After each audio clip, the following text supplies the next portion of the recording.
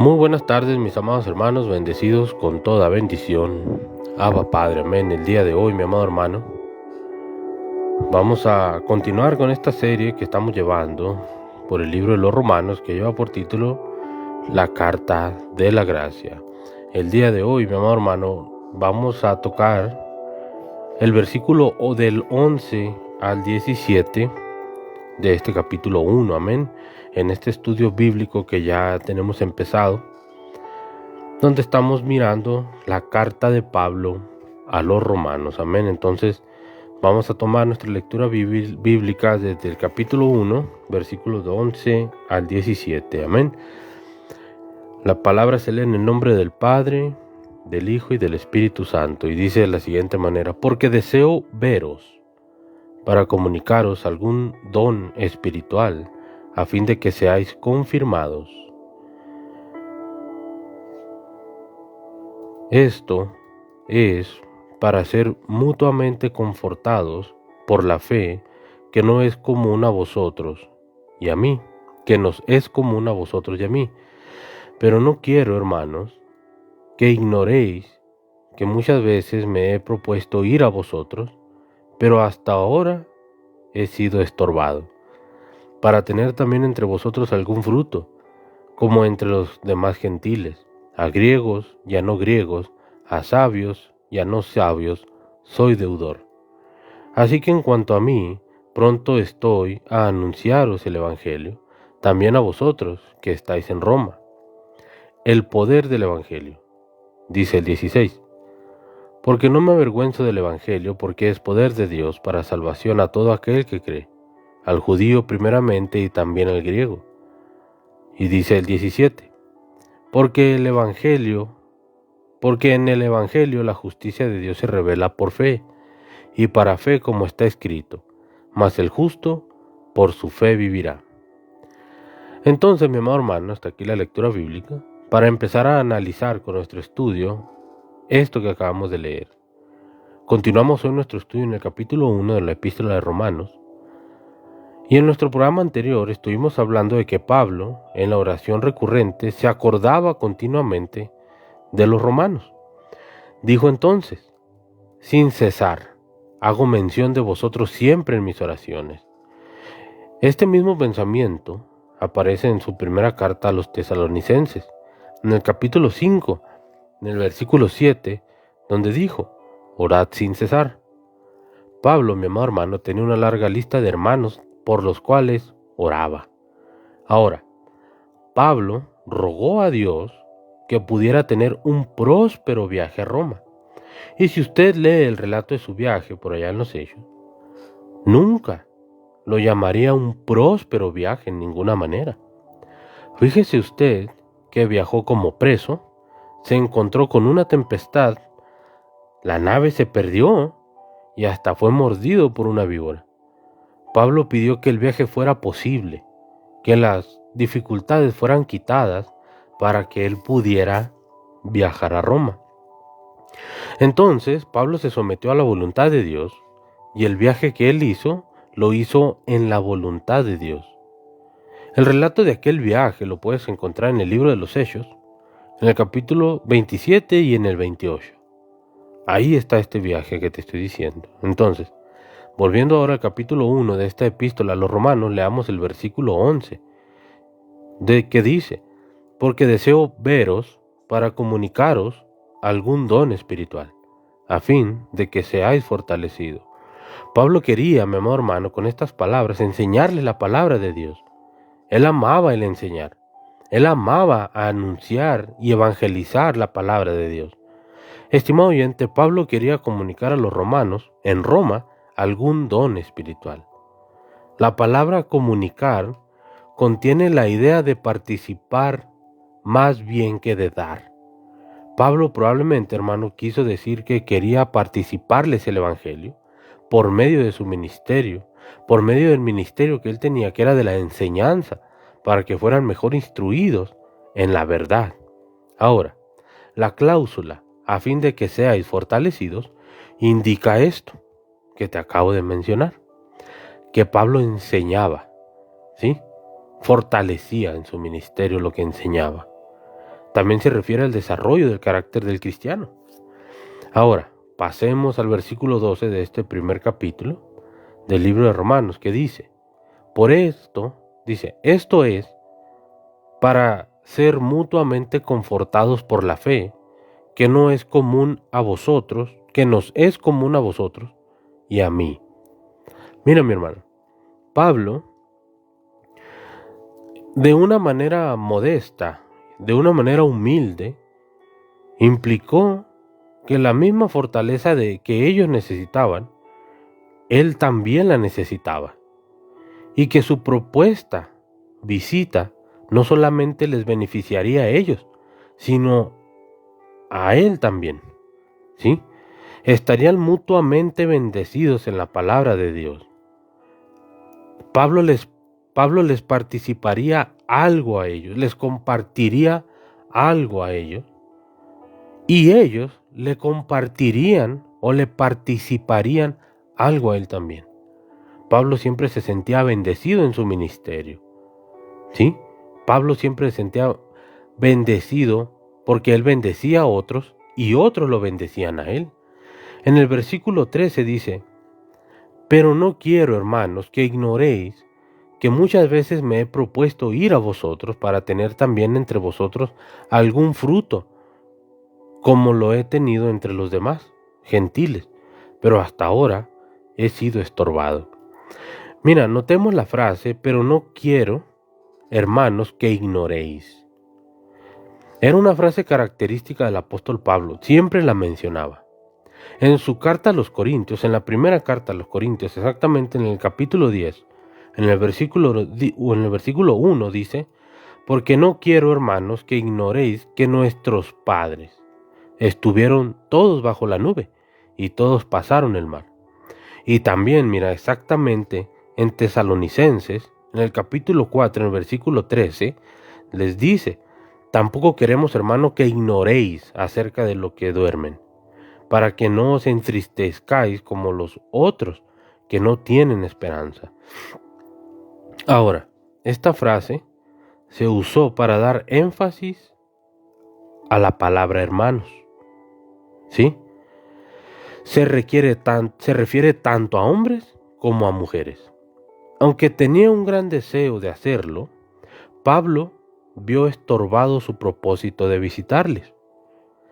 Muchos de aquellos creyentes se habían convertido por su predicación.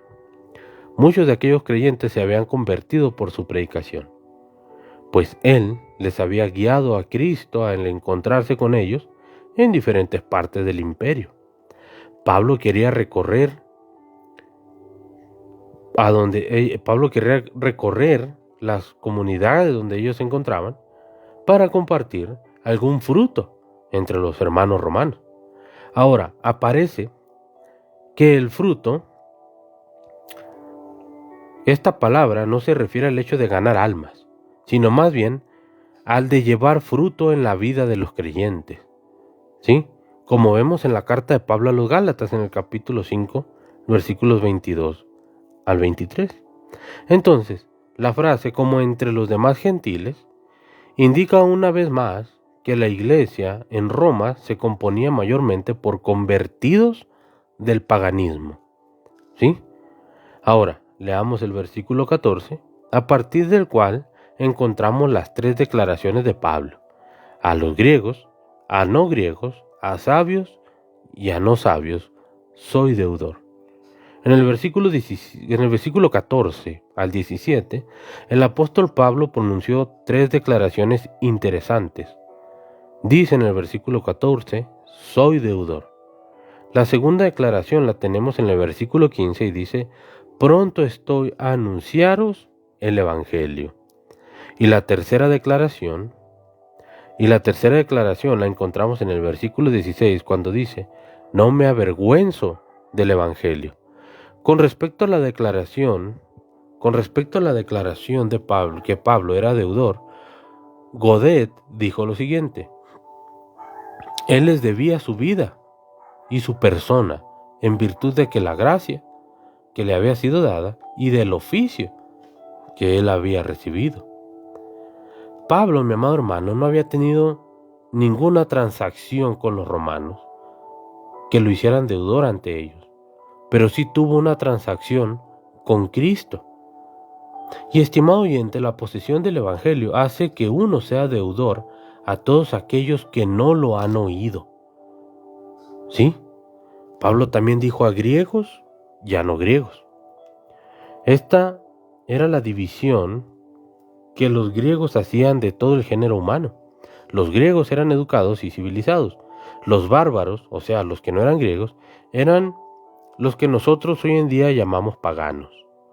En realidad, era una falsa división, pero abarcaba todo el género humano y era entendida por los romanos. Pablo dijo que era deudor tanto a los griegos como a los bárbaros. Ahora, ¿cómo llegó Pablo a ser deudor? Él no había tenido ninguna negociación o transacción comercial con esta gente. Sin embargo, sí había tenido una transacción personal con Cristo, y esa transacción le convirtió en deudor ante todo el mundo, o todo lo que lo escuchaban, porque la gracia de Dios le había sido concedida tan generosa y abundantemente. Pero Pablo era deudor ante un mundo perdido. Usted y yo, mi amado hermano, desde ese punto de vista espiritual, podemos considerarnos deudores con todos. Hasta el momento en que todos hayan oído el Evangelio de Cristo, nosotros nos liberamos de esa deuda. Mira, cierto día, dos predicadores viajaban por el interior de un país al oriente. Hablaban del hecho de que aquel país estaba cerrado al Evangelio.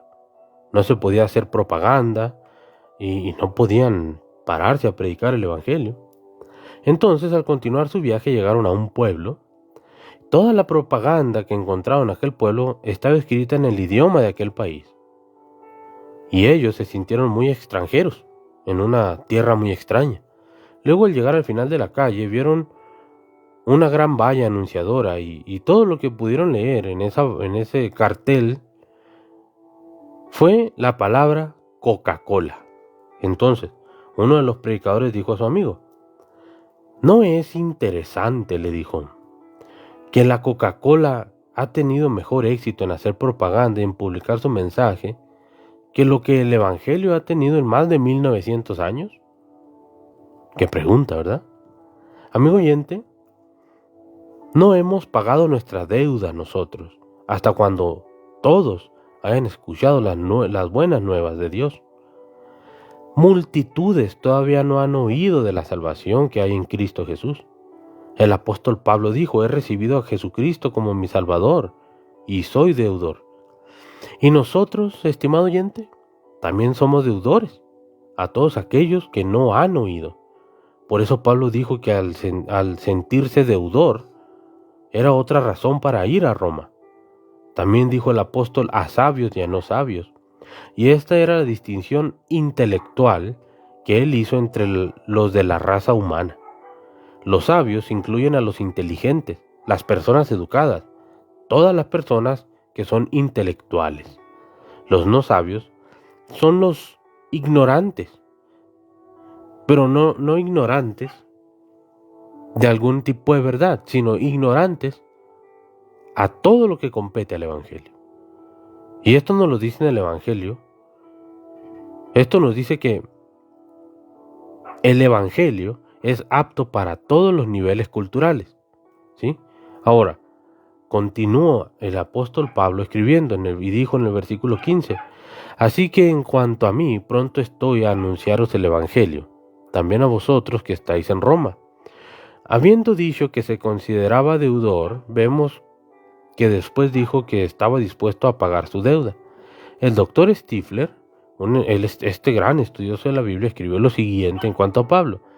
Dijo lo siguiente: él es dueño de su determinación, pero no de las circunstancias donde él estaba.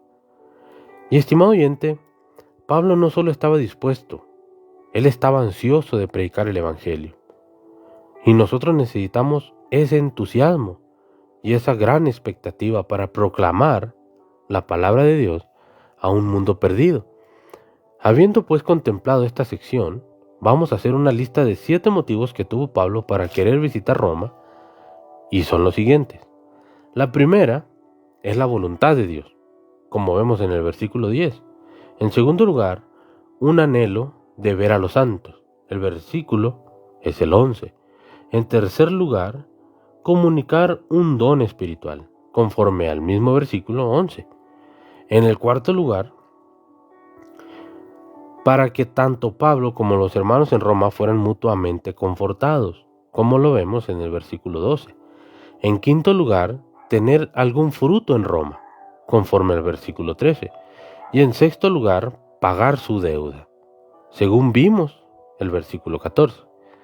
Y en séptimo lugar, Pablo estaba dispuesto a anunciar el Evangelio, como acabamos de ver en el versículo 15. Veamos ahora la revelación de la justicia de Dios en el Evangelio y la tercera declaración del apóstol Pablo leyendo el versículo 16. Dice de la siguiente manera: no me avergüenzo del Evangelio porque es poder de Dios para salvación de todo aquel que cree, del judío primeramente y también del griego. El apóstol Pablo en realidad se glorió en el Evangelio, aunque éste condena a los hombres y presenta a un Salvador crucificado y humillado.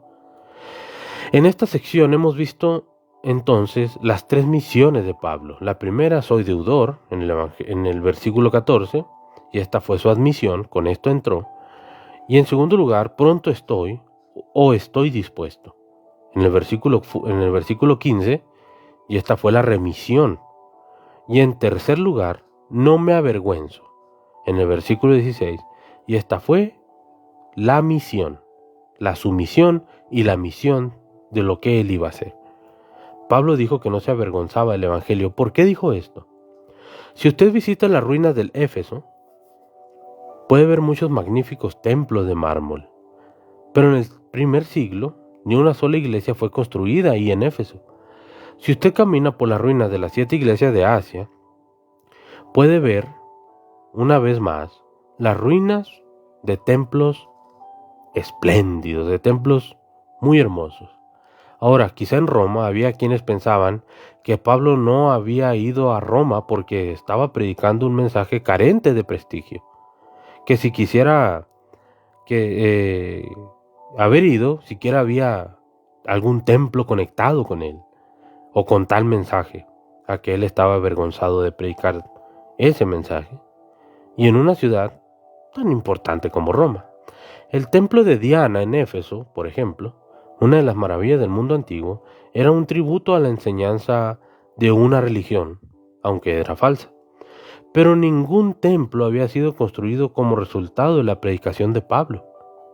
Pero Pablo dijo que no se avergonzaba, dijo que el Evangelio era poder, y el énfasis aquí está sobre el Evangelio, es decir, sobre lo que hace más bien, que es sobre su origen. El Evangelio es el poder de Dios, mi amado hermano. Esta misma palabra griega dunamis aparece en su primera carta a los Corintios, el capítulo 1, en el versículo 18, donde leemos: la palabra de la cruz es locura a los que se pierden, pero a los que se salvan, esto es a nosotros, es poder de Dios. Mira, el doctor Vincent, otro doctor estudioso de la Biblia, dice que el poder de Dios es una energía divina. ¿Sí? Entonces nuestra palabra dinamita se deriva de esta palabra para poder. ¿Sí? El Evangelio, estimado oyente, tiene un poder o una dinamita inherente. Lamentablemente, esta palabra no fue reservada para lo que han nombrado equivocadamente poder atómico. El humilde átomo ha desmentido su nombre.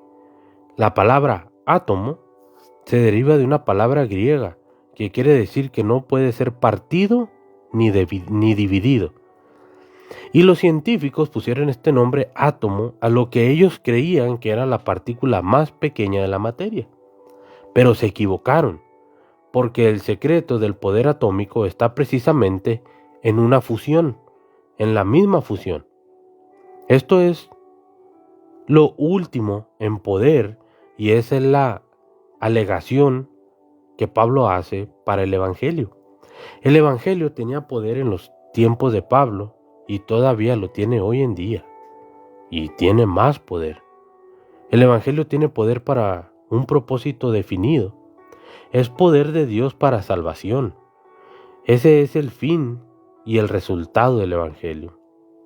La palabra salvación es el término que incluye a todo el Evangelio. La palabra griega soterión simplemente significa salvación o liberación, pero la Biblia la usa para abarcar todo, desde la justificación hasta la glorificación. Constituye tanto un acto como un proceso. Es igualmente verdad que he sido salvado, estoy siendo salvado y seré salvado. ¿Sí me entiendes? Y este mensaje es para todos. Entonces, ¿por qué es para todos? Porque comprende a toda la raza humana, independientemente de las barreras religiosas o raciales. Es personal porque está dirigido a todo individuo. Cualquiera puede venir al Evangelio. Es universal el alcance, pero está limitado a todo aquel que cree. Aquí tenemos tanto la predestinación como el libre albedrío. El único método para obtener la salvación es por medio de la fe.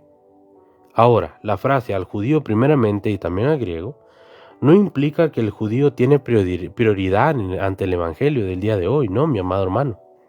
Hoy el judío está en un pie de igualdad con el no judío en cuanto al Evangelio, pero el Evangelio fue dado primeramente al judío cronológicamente hablando. Si usted hubiera estado en Jerusalén el día del Pentecostés, habría descubierto que fue una reunión de judíos solamente. Y el apóstol Pablo, en sus viajes misioneros, predicó el Evangelio primero en las sinagogas. El doctor Lucas escribió lo siguiente en cuanto a la palabra,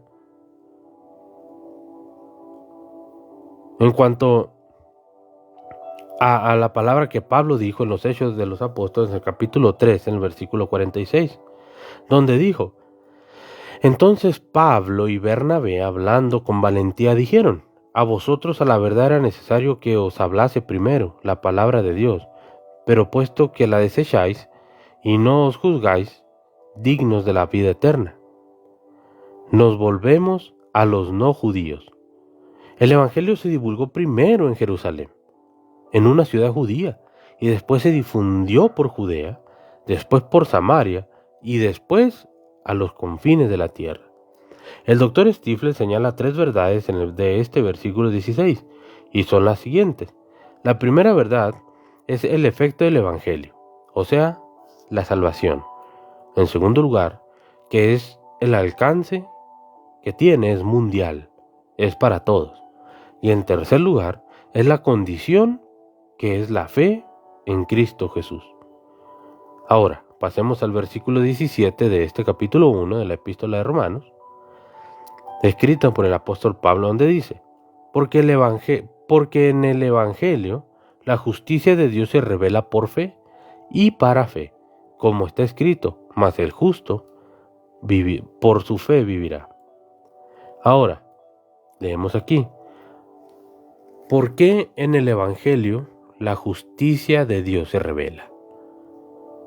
No se trata aquí de la justicia de Dios, porque esta sería su atributo, y Él no comparte sus atributos con nadie, mi amado hermano.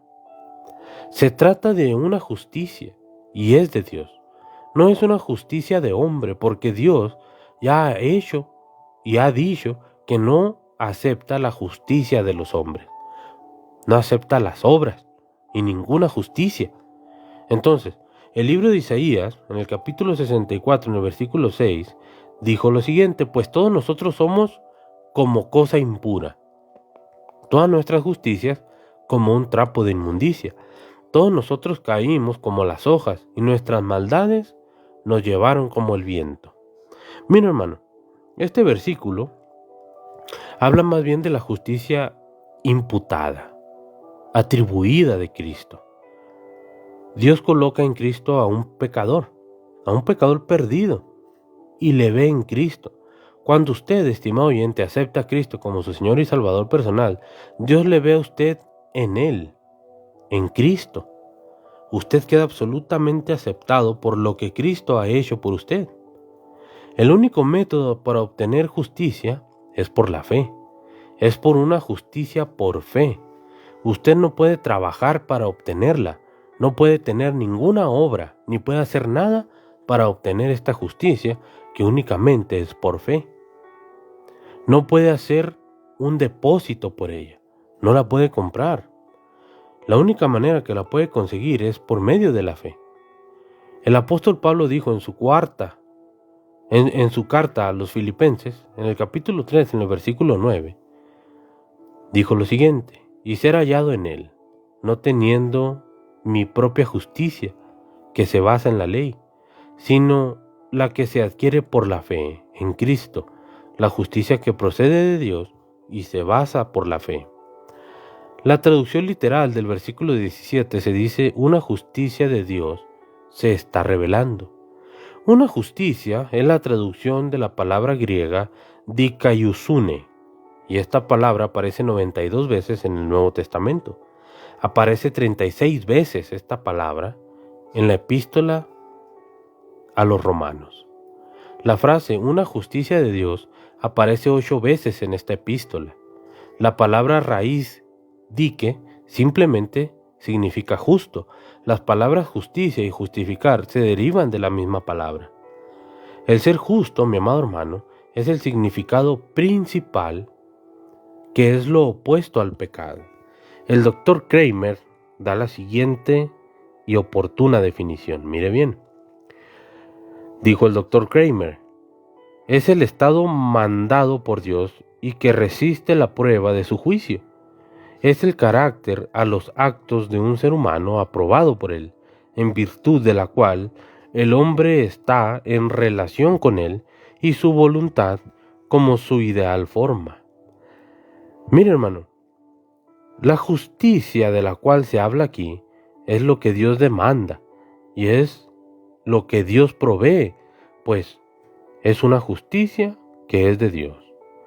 La frase por fe y para fe simplemente quiere decir que Dios le está salvando a usted por la fe, que usted prosigue viviendo por la fe, y usted morirá por la fe y estará en el cielo por la fe. La última parte de este versículo 17 dice: como está escrito, mas el justo por su fe vivirá. Esta parte aparece primero en el libro del profeta Habacuc, en el capítulo 2, en el versículo 4, donde leemos: aquel cuya alma no es recta se enorgullece, mas el justo por su fe vivirá. Esta frase se encuentra citada además en la carta a los Gálatas y en la carta a los Hebreos. La justificación por la fe significa que un pecador que confía en Cristo no solamente es perdonado, debido a que Cristo murió, sino que también está completo en Cristo ante Dios.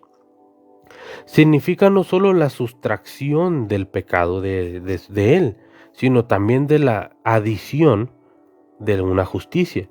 El apóstol Pablo, en esta misma carta a los Romanos, en el capítulo 4, en el versículo 25, dijo, refiriéndose a Jesús: el cual fue entregado por nuestras transgresiones y resucitado para nuestra justificación. El acto de Dios en la justificación por la fe no es una decisión arbitraria por parte de Él, pues al justificar al pecador, Él no desconoce ni pasa por alto su santidad ni su justicia, ya que Dios nos salva por gracia. Esto quiere decir que no hay ningún mérito en nosotros. No nos salva en ninguna otra base de la base que confiemos en Cristo. Dios, mi amor hermano, quedaría ante la posibilidad de impugnar su propia justicia si la pena no fuera pagada. Él no va a abrir la puerta de atrás del cielo para dejar entrar a los pecadores. Pero, estimado oyente, como Dios le ama, Cristo murió por usted para proporcionarle un camino a seguir. Y el Señor Jesucristo es el camino al cielo. Y ya que Cristo pagó la pena por su pecado, la salvación es suya, es mía, como dijo Pablo en esta carta, capítulo 3, el versículo 25, por la fe en su sangre, dijo. Es decir, por la fe en el sacrificio de Cristo en la cruz. Mi amado hermano, este es el tema del día de hoy. Nos vemos el día de mañana en punto de las 5 de la tarde para continuar con este estudio de la carta a los Romanos titulado La Carta de la Gracia. Ama más, mi amado hermano, perdona más, vive tu vida al máximo. Baruch Hashem, Adonai, Abba Padre.